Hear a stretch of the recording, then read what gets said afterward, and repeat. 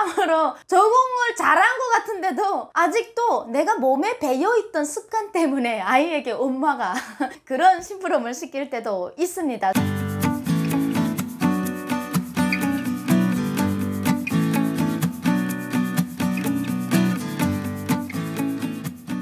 시청자 여러분 안녕하십니까? 북한에서 온 예민아의 비타민 윤설미입니다. 네, 오늘은 설미가 여러분들과 함께 적응되기 어려운 한국의 문화에 대해서 얘기를 또 해봐야 될 것 같습니다. 첫 번째로 가장 적응이 되지 않는 건 바로 AS 문화인데요. 북한에서 저는 25년간 살면서 시장을 통해서 수많은 물건들을 샀습니다. 대한민국의 쿠쿠밥솥도 중고지만 이렇게 사봤었고요. 일본의 냉장고, TV, 일본식 중고 전자제품을 집에서 많이 썼는데요. AS라는 말이 무엇인지도 모르고 사서 고장이 나면 본인의 돈으로 오늘 샀는데 오늘 저녁에 고장이 나도 일단 사간 다음에는 환불이나 교환이 절대 되지 않는, 그렇게 그 자리에서 뭔가 문제가 발생되지 않으면 교환이 안 되는 북한 사회에서 살다가 제가 새 아파트로 이사 오면서 수많은 전자제품을 사용하게 됐는데요. 요 며칠 전에 저희 딸 예나가 초등학교 6학년인데 립스틱이라는 것을 얼마 몰래 주머니에 넣고 다니다가 이게 빨래통 안에 들어가게 됐고 얘가 건조기 안에서 돌기 시작했죠. 그때 그 빨래는 하나도 쓰지 못했습니다. 새빨갛게 물들었고 립스틱이 워낙 유분이 많은 거라 건조기가 빨갛게 물이 들었습니다. 예, 이 옷도 하얀 옷이 이렇게 빨갛게 된 겁니다. 진짜 장난입니다. 자, 빨갛게 물이 들었는데요. 앞이 새카맸습니다. 닦아도 기름이 계속 흘러나오고 건조기마다 구멍이 펑펑펑펑 나 있는데 거기가 빨갛게 된 겁니다. 아주 열이 받아서 아주 뒤집어 돌아가시겠는 겁니다. 이거 어떻게 해야 되지? 산지 이제 얼마 안 됐는데 8월에 입주해가지고 얼마 쓰지도 않았는데 이거 그렇다고 우리 딸을 아우지 탄광에 보낼 수도 없고 엄마로서 지금 꾹꾹 참으면서 땀을 흘리면서 닦고 있었습니다. 그러다가 그렇지, 내 사랑 인터넷에 뒤져보면 어떻게 이거를 관리해야 빨래를 또 다시 돌릴 수 있을지 다시 돌려봤더니 자그마한 거를 넣고 돌렸더니 또 그 기름이 구멍마다 들어갔던 애들이 열받으면서 또 흘러나오는 겁니다.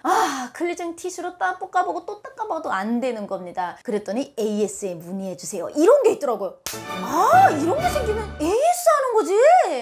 그쪽에 문의를 했더니 거기서 또 다양한 방법을 알려주셔서 일단은 AS에서 방법을 알려주고 그걸로 제가 처리를 했습니다. 처리를 한 다음에 깨끗해져서 AS를 찾지는 않았는데요. 아직 집에 있는 가전제품이 다 신제품이라 별 고장이 없습니다. 워낙 좋은 제품들이라. 근데 AS라는 이런 문화를 잘 모르다 보니까 예전에도요, 내가 청소기를 사서 얼마 안 됐는데 고장이 났어요. 근데 그걸 AS를 불러야 되는데 북한 사람들은 그걸 잘 고장나면 자기 돈을 주고 수리소 가서 다 일단 미리 다 해가지고 옵니다. 근데 한국 분들은 이런 데서 AS가 되는지 안 되는 건지를 또 파악을 해서 인터넷에서 상품을 구매하더라고요. 적응이 안 된 탈북민에게는 AS 문화가 적응되기 너무 힘듭니다. 무슨 일이 생기면 빨리 고객 서비스 센터에 말을 하면 친절하게 저희에게 답변을 해주는데요. 이런 AS 너무 좋습니다. 하지만 적응이 안 될 수밖에 없는 북한 출신이라 자꾸 우왕좌왕합니다. 북한에서 또 이 영상을 보면 뭔 소리야, 자본주의에서 팔아먹으면 끝이지 라고 할 텐데 자본주의는 과학적입니다. 10년 무상 보증도 있습니다. 무상으로 보증을 해서 AS를 해주고 참 너무 좋은 시스템인데 잘 활용을 해야 될 것 같습니다.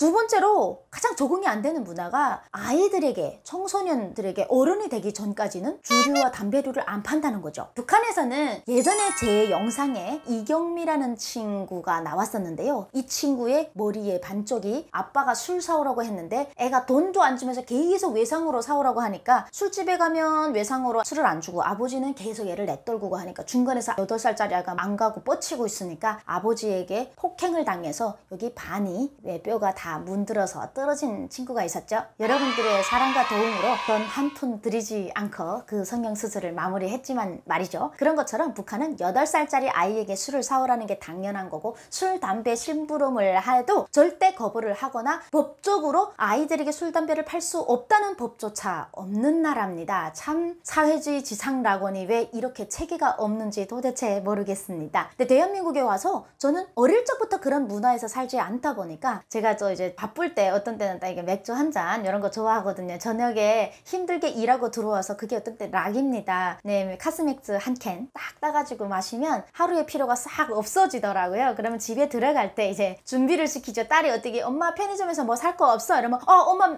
맥주 한 캔만 좀 사다 줘. 한 캔 이렇게 얘기를 하면 엄마! 그러면 뭐야 지금 청소는 안 돼, 지금 술 심부름 시키는 거야 지금? 그때 이제 한국은 안 되지 이제 보니까 이런 얘기가 나오는데, 참으로 적응을 잘한 것 같은데도 아직도 내가 몸에 배어있던 습관 때문에 아이에게 엄마가 그런 심부름을 시킬 때도 있습니다. 성인이 참 이러면 안 되는데 적응하기가 참 어렵죠. 네, 대한민국은 막 자유롭고 자기가 하고 싶은 대로 막 하는 것 같지만 그 자유 속에는 책임이 동반하고 있고요. 또 어린이들 보호하는 차원에서 도덕적으로다가 좋은 법들이 많이 나와 있습니다. 이런 거에 대해서 탈북민들이 참 우왕좌왕 할 수 있는데 조금만 이해해 주시기를 부탁드리겠습니다. 몰라서 적응이 안 돼서 그런 거다, 이런 말씀을 드리고 싶습니다.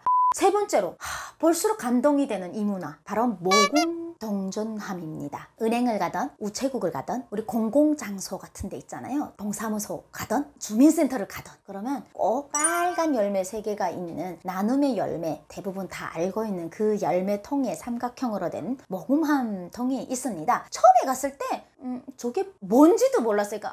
그냥 잔돈을 넣어놓고 있는 건가 보다. 필요할 때 그거를 꺼내 쓰려고 하는데 왜 그걸 밖에다 내놨을까 싶었는데, 후에 알게 됐습니다. 사람들이 이제 서류를 마무리하고 무슨 600원이다 해서 1000원을 내면 400원이 남으면 거기다가 자락자락 넣으시더라고요. 모금함에다가 한 푼 한 푼 이렇게 도와주는 모습을 보면서 너무너무 깜짝깜짝 놀랍니다. 저는 동전 모금함, 참 그거 누구 가지가지도 않고 그 앞에 가만히 냅두고 또 모금을 하세요 라고 말도 안 하십니다. 그냥 일반 선진국민 시민들께서 일을 하시다가 동전 같은 게 하나씩 생기면 거기다 하나 두 알 넣었는데요.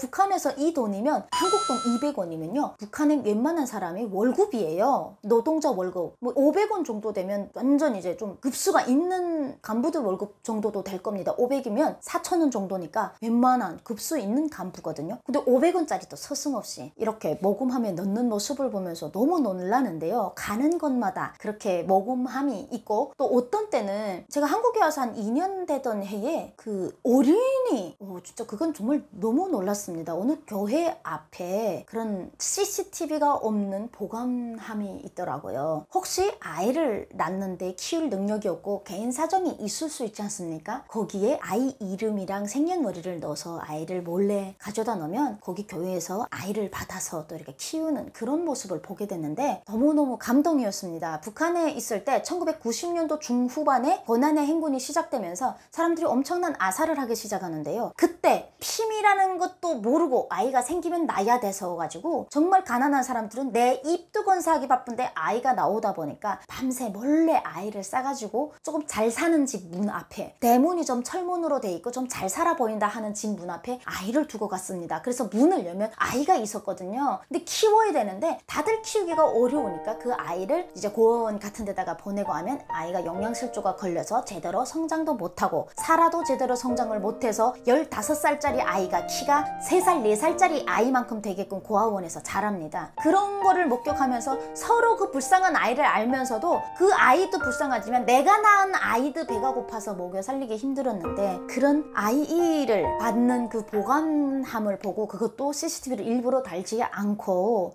생명을 소중하게 여기는 대한민국에서 그런 걸 보면서 너무 감동을 했던 것 같습니다.